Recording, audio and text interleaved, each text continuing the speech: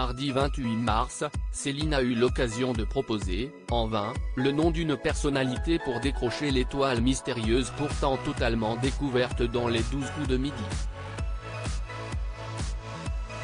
Découvrez sa réponse étonnante.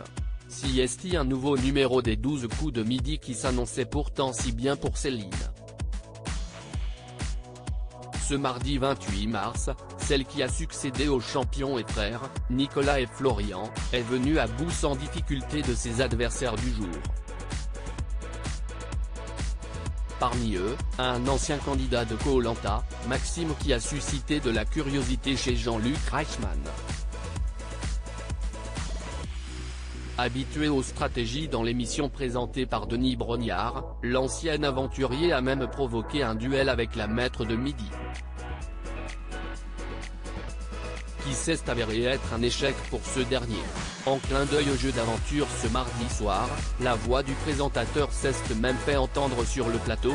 Les aventuriers de la tribu réunifiée ont décidé de vous éliminer et leur sentence est irrévocable avant que Jean-Luc Reichmann ne dévoile la bonne réponse dans un éclat de rire. Les 12 coups de midi, un coup de maître réussi pour Céline malgré le soutien de son mari, qui s'est illustré avec brio dans un autre jeu télévisé. Le stress était à son maximum pour Céline. Si pendant 2 jours d'affilée, elle n'avait pas pu proposer de nom pour décrocher l'étoile mystérieuse, la candidate a réalisé un coup de maître dans l'émission d'aujourd'hui. En enchaînant 5 bonnes réponses, elle avait donc la possibilité de remporter la vitrine d'une valeur de 44 252 €, et ainsi faire grossir sa cagnotte qui s'élève à ce jour à 39 400 €. Folle de joie dans un premier temps, le visage de Céline s'est toutefois vite fermé face à cette étoile mystérieuse, pourtant entièrement découverte. Jean-Luc Reichmann, les 12 coups de midi, on est dans un cas de figure assez étonnant. Ça va être un gros moment mais je vous sens totalement perdu, déclare Jean-Luc Reichmann à la candidate. La maître de midi avoue alors qu'elle ne connaît pas l'identité de la personnalité derrière l'étoile mystérieuse. Une situation qui s'est déjà produite avec Florian, un ancien champion mais qui reste rare dans le jeu.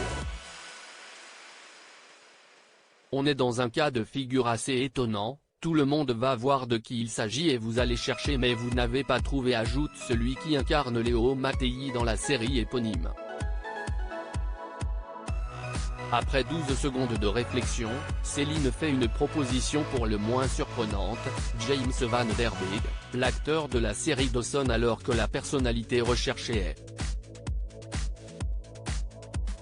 Albert Dupontel.